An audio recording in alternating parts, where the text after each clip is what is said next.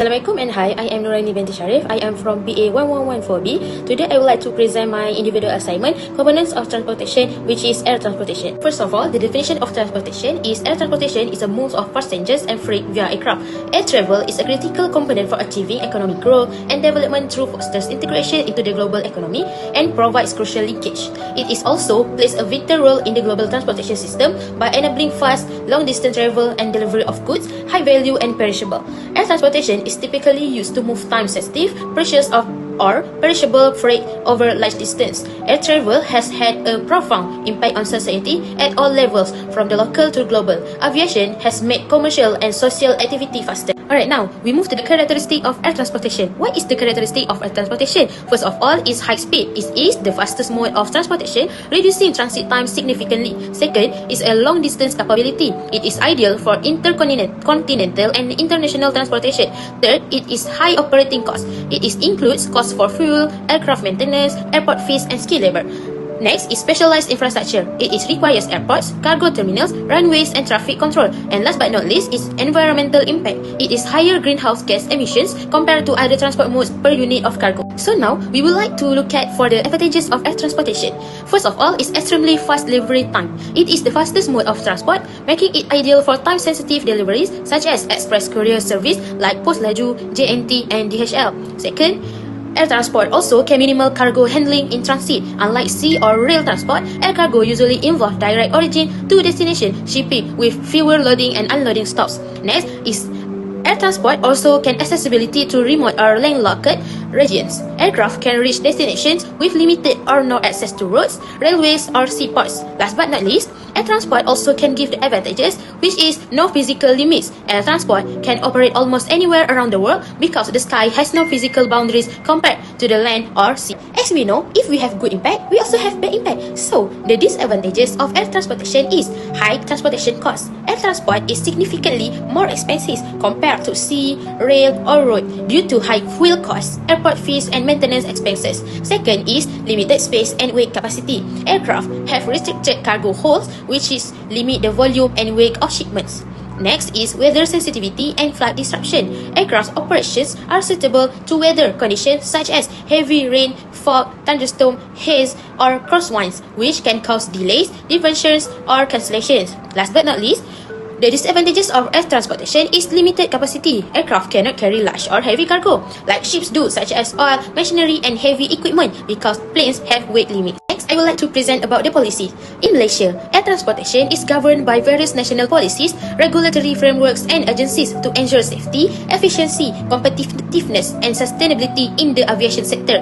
These policies align with international standards while catering to the country's socio-economic development and trade connectivity goals. So, for the policies related to air transport, first one is international regulations, or the nickname is IATA, International Air Transport Association. They facilitates airline operations and cargo handling standards. For example, AWB and DGR manuals. Second is open skies agreements. They liberalize air routes and allow airlines to operate across borders with fewer restrictions. Next is national policies. Malaysia, we have two. First one is Civil Aviation Authority of Malaysia, CAAM. They enforce aviation laws and safety. Last but not least, we have National Aviation Policy. They promote connectivity, sustainability, and investment of air transportation. Next, we also have key policies and frameworks, which is Civil Aviation Act 1969, revised 2016, provides the legal framework for the regulation of civil aviation in Malaysia. Next, we have Aviation Industry Blueprint 2015 to 2030 by Ministry of Transport. It is a long-term strategic plan aimed at transforming Malaysia into a regional aviation hub. Next, we also have focus areas include enhancing air connectivity and airport capacity. It is also boosting air cargo logistics and infrastructure. Next, we also have current policy focus area, which is airport infrastructure upgrades, shifting to electric ground vehicles, and improving air traffic management are also part of the broader Malaysia aviation decarbonization blueprint. Last, we also have promotion of fuel efficient aircraft and carbon emissions reduction. Now we look at for the crucial part in air transportation, which is issues and challenges. In Malaysia country, we have one case which is Malaysia Airlines just can't catch a break on Tuesday at 10 September 2024 at 7 a.m. Malaysia Airlines has faced operational challenges recently with 5 flight diversions or emergency landings since August, leading to its air operator certificate being shortened to 1 year by the Civil Aviation Authority of Malaysia. The airline's ongoing financial instability, worse by the MH370 and MH17 tragedies, and the frequent leadership changes has hindered its recovery efforts despite multiple restructuring exercises. For the issue of China and UAE, we have geopolitical bottlenecks and air transport connectivity between China and the UAE on 24 February 2025. The role of air transport in facilitating tourists is undeniable, as it enables global mobility and support tourist-dependent industry in destinations such as the UAE and China. The environmental impact of increased air travel is a growing concern. The UAE has invested in sustainable aviation technologies, while China has developed ambitious plans for reducing carbon emissions in its aviation industry. Last but not least, issue that I found is in Japan. Japan Airlines is investigated by regulator over safety concerns.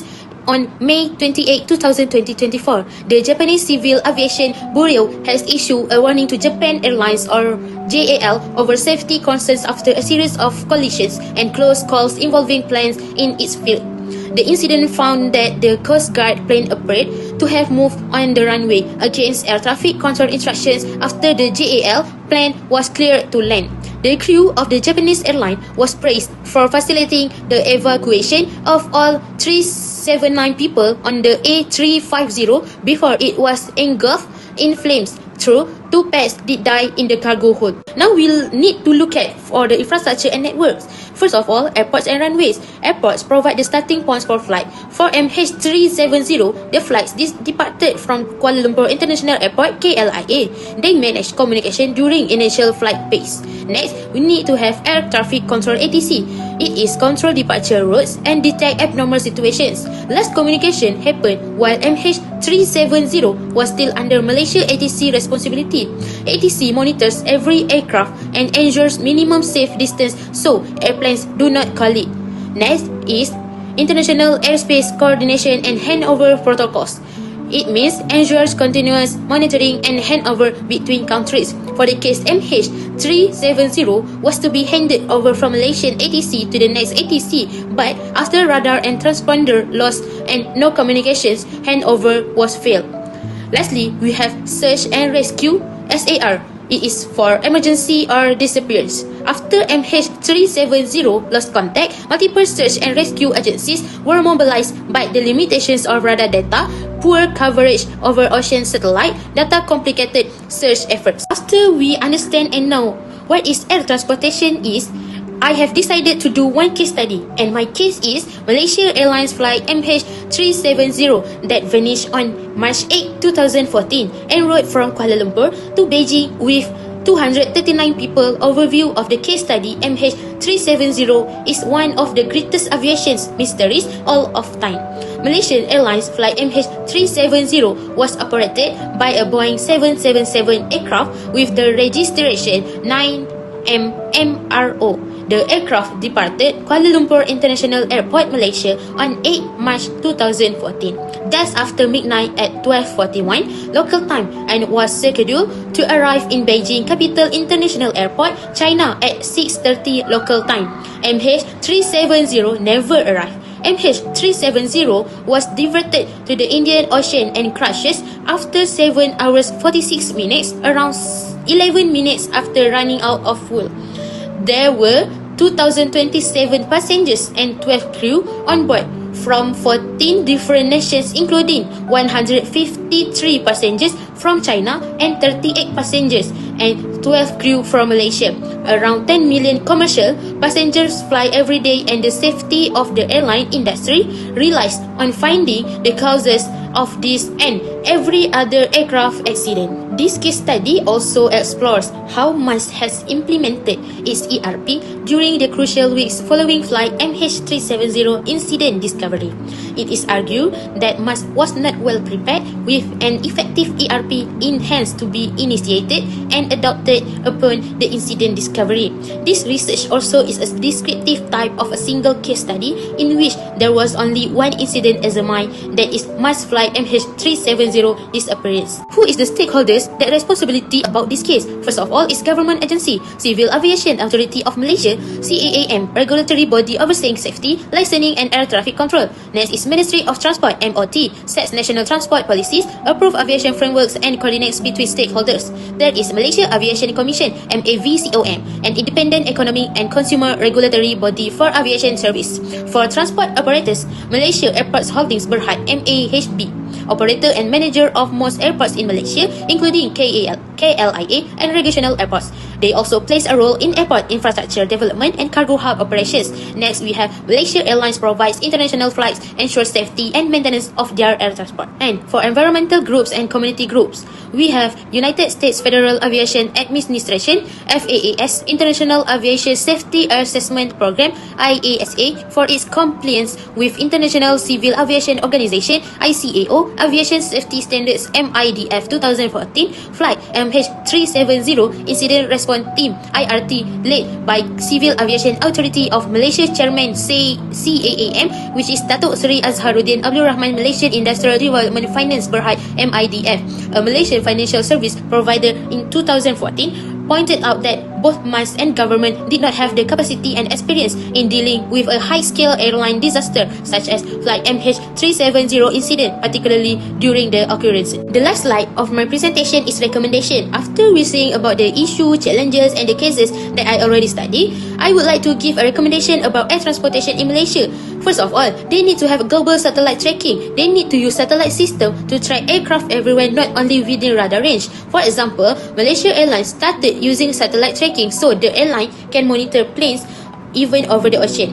For the second, they need to have a mandatory frequent position reporting. This is because aircraft should automatically send their location every few minutes, especially when flying over the sea. For example, using ADS-B or ADS-C to update aircraft position every 10 to 15 minutes. Last but not least, they also need to have a better international ATC coordination. This is because countries should share radar or communication info instantly when a plane crosses borders. For example, Malaysia ATC and Vietnam ATC were supposed to hand over communication, but no confirmation happened, that causing delayed response during cases MH370. That's all for my presentation today. Thank you.